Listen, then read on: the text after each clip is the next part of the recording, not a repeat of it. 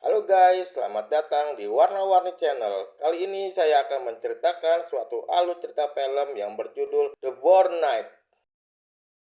Cerita ini dimulai dengan sekumpulan para nelayan yang berada di tengah lautan. Mereka sedang asik bermain remi. Walaupun cuaca sangat ekstrim, tapi mereka sangat menikmati permainan ini. Dan tiba-tiba ada seorang mayat yang terombang-ambing di tengah lautan.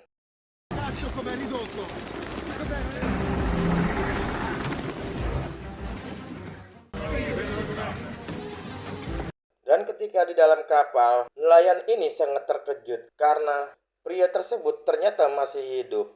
Akhirnya, mereka bergegas untuk menolong pria tersebut. Sangat terlihat bahwa pria ini terdapat 2 tembakan di dadanya. Walaupun peralatan sangat namun nelayan ini sukses untuk menyelamatkan pria tersebut. Dan setelah diambil dari dalam tubuhnya, ternyata benda ini adalah chip dan isinya adalah rekening bank. Namun pada saat nelayan ini mencoba untuk menelusuri, tiba-tiba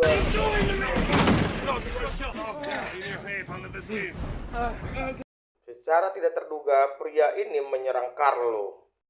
Dan nelayan tersebut langsung menenangkan pria ini dan menanyakan siapa namanya. Namun pria ini tidak ingat sama sekali siapa dirinya. Sebut aja namanya Brandon supaya mudah diingat. Tak lama kemudian Brandon pun pulih dari lukanya dan membantu teman-temannya untuk mencari ikan di kapal. Setelah sekian hari di kapal, Brandon pun tak ingat siapa dirinya. Di dalam kapal, Brandon belajar peta, penunjuk arah, dan lain-lainnya. Namun dia tetap saja tidak ingat dirinya. It will come back. No, it's not coming back, goddammit! In there tomorrow, I don't even have a name.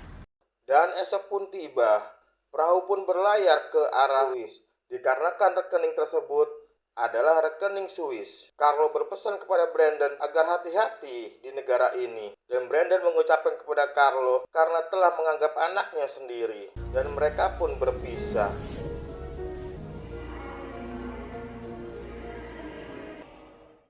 Sesampainya di Swiss, Brandon mencari perlindungan karena cuaca di sini sangat dingin. Dan di saat dia sedang istirahat, tiba-tiba 2 orang security coba untuk menangkapnya. Namun dengan refleks, Brandon Hey, action!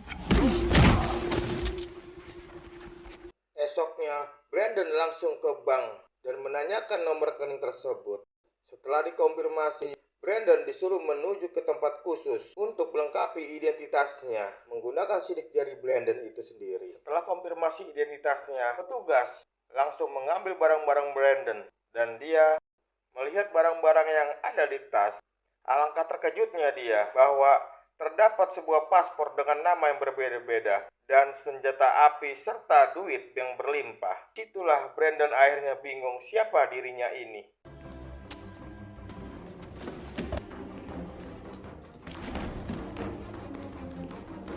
Setelah memeriksa barang-barang tersebut, Brandon langsung pergi. Namun, dia merasa ada yang mengawasi, yaitu polisi yang ada di sana. Namun dengan keahliannya, Brandon segera menghindari polisi tersebut.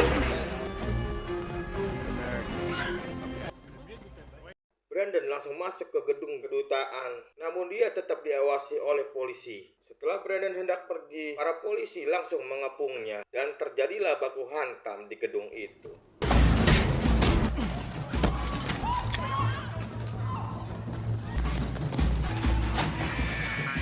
Walaupun Jason telah dikejar oleh penjaga kedutaan, namun dia tetap tenang. Malah Brandon menganalisa gimana caranya untuk keluar dari gedung ini. Berkat instingnya Brandon, dia mampu mengelabui semua penjaga di kedutaan besar ini. Namun di saat Brandon akan melarikan diri, tiba-tiba tasnya yang berisi duit terjatuh.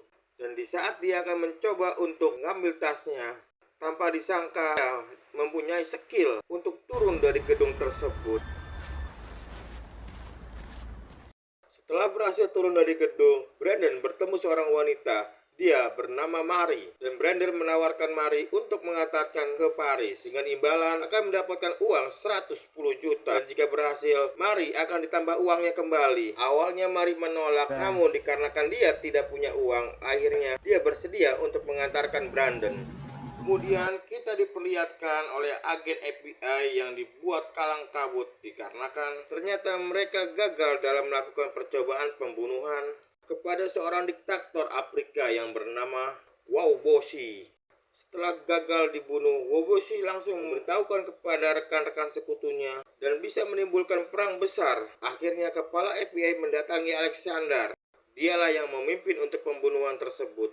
Ternyata terkuatlah agen yang telah dikirim oleh FBI itu ternyata adalah Brandon. What happened? It's communication with our man. You never made a mistake. Dikarenakan Brandon hilang tanpa jejak, maka Brandon dianggap sebagai pengkhianat dan Alexander menyuruh pasukannya untuk menangkap Brandon dan ahli IT mencari Brandon di mana dia berada.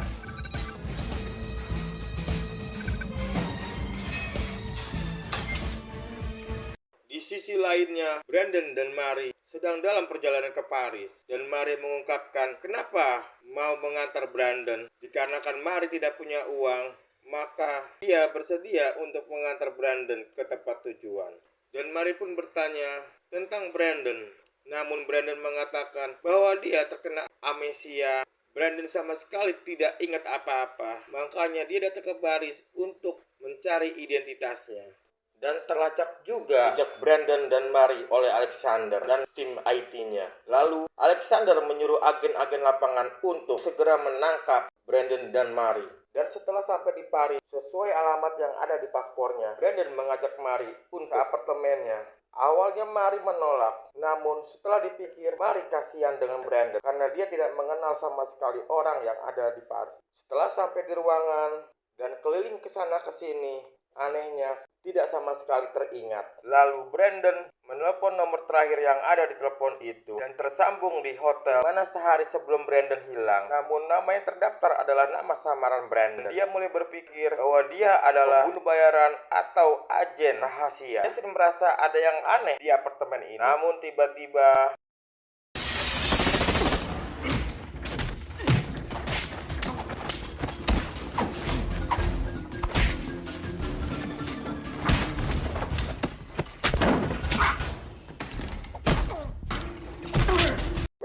sangat terkejut dengan kemampuan Brandon mengalahkan orang tersebut dengan menggunakan pulpen. Dan Brandon menyuruh Mary untuk mencari identitas dia ini.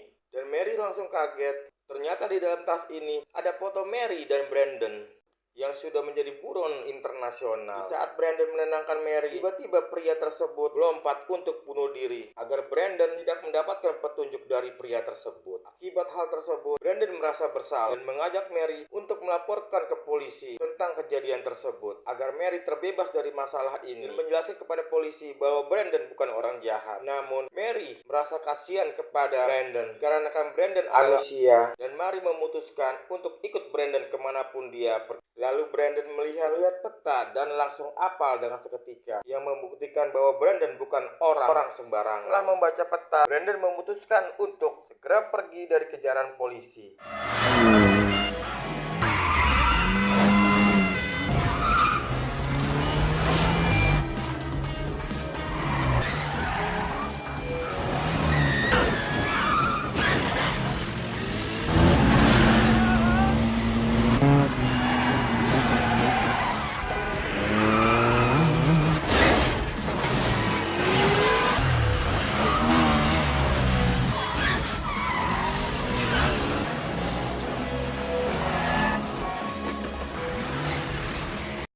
Terlepas dari kejaran polisi, Brandon meminta Mary untuk merubah penampilannya dan mencukur rambut Mary. Di saat itu, Mary melihat Brandon dan teringat oleh pacarnya bahwa Brandon seperti dia.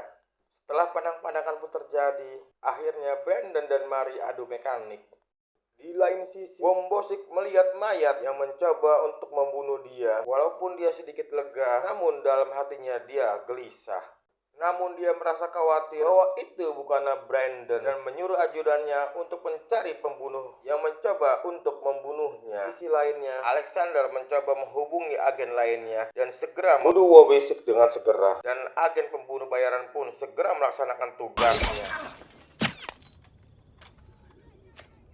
Setelah Waubosi terbunuh, Alexander melaporkan kepada atasannya bahwa yang membunuh adalah Brandon.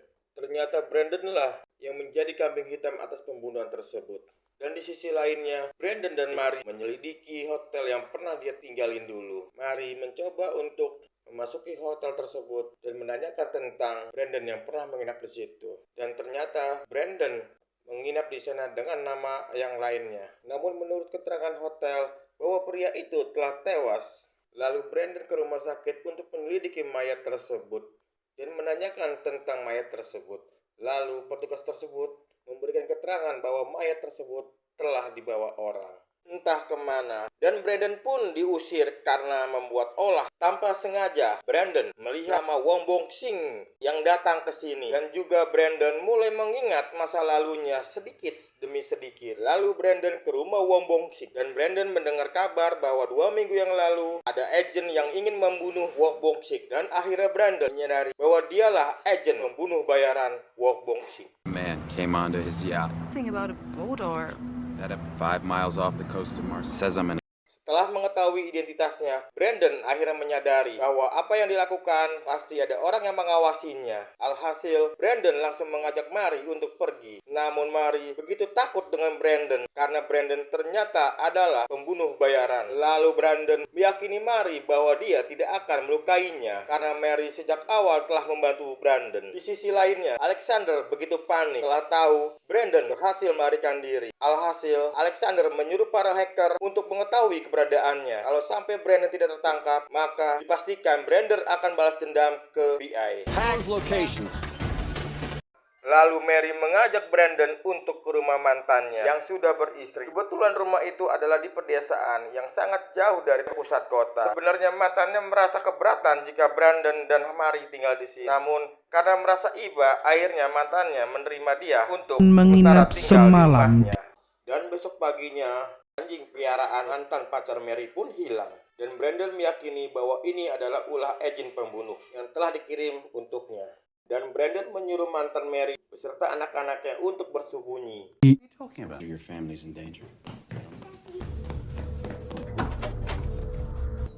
Menurut insting Brandon, seorang yang dikirim untuk membunuhnya adalah seorang sniper. Lalu Brandon meminjam senjata milik pacarnya Mary untuk mengelabui pembunuh itu.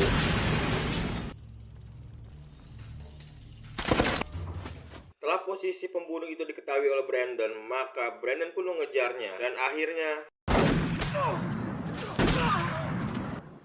berkali-kali pembunuhan itu selalu gagal untuk membunuh Brandon. Dan Brandon menanyakan kepada pembunuh itu siapa yang mengirim untuk membunuh Brandon. Dan dia menjawab bahwa kita adalah sama-sama pembunuh bayaran yang dikelola oleh organisasi Triston, yaitu di bawah agen-agen FBI. Tapi sayangnya, Triston ingin menggali keterangan dari pembunuh itu, dan ternyata pembunuh itu sudah meninggoy duluan. Brandon meminta Mary untuk segera pergi dengan mantannya, karena dia akan mencari para petinggi FBI yang telah memfitnah dia dan menjadikan kambing hitam dalam pembunuhan Harry Boy.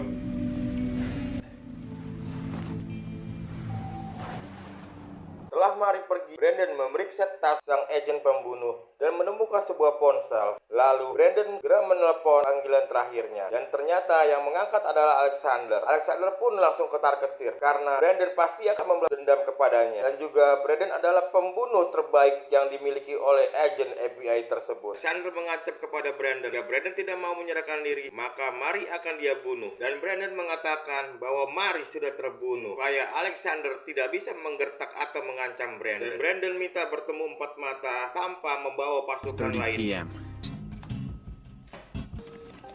So, Better idea.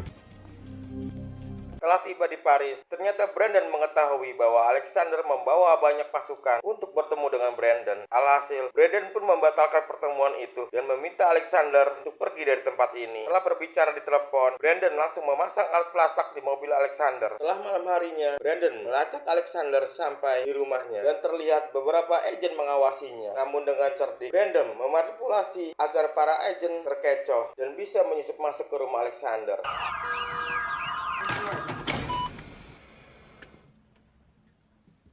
You move, you die. Okay, so what do you want? Dan setelah telah ditodong oleh Brandon. Alexander pun tidak bisa berkutik dan menanyakan tentang identitas Brandon. Siapakah aku? Akhirnya Alexander mengetahui bahwa agen terbaiknya saat ini sedang hilang ingatan atau amnesia. Lalu Alexander menceritakan bahwa misi terakhir Brandon adalah membunuh Mombosi yang gagal. Namun Brandon telah membantai semua anak buah Mombosi. Dan di saat Brandon akan membunuh Mombosi, Brandon tidak tega untuk membunuhnya karena dia melihat anak Mombosi berada di sana. Lalu Brandon ditembak anak buah Mombosi.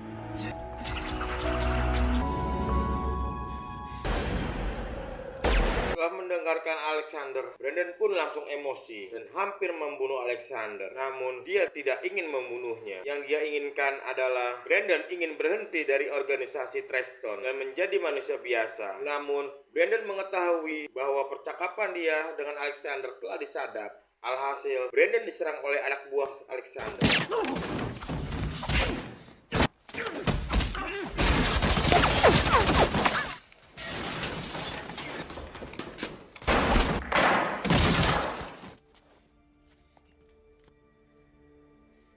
Membunuh Alexander. Ternyata yang telah menyuruh untuk membunuh Alexander adalah pihak pimpinan FBI dan setelah kejadian tersebut, organisasi Triston telah ditutup karena banyak agen pembunuh yang tak terkendali. Dan di akhir video kita melihat Mary yang hidup bahagia dengan pemberian uang dari Brainstorm. Dan Brainstorm mengunjungi Mary dan film pun berakhir. Jangan lupa untuk subscribe, like. Terima kasih. Assalamualaikum warahmatullahi wabarakatuh.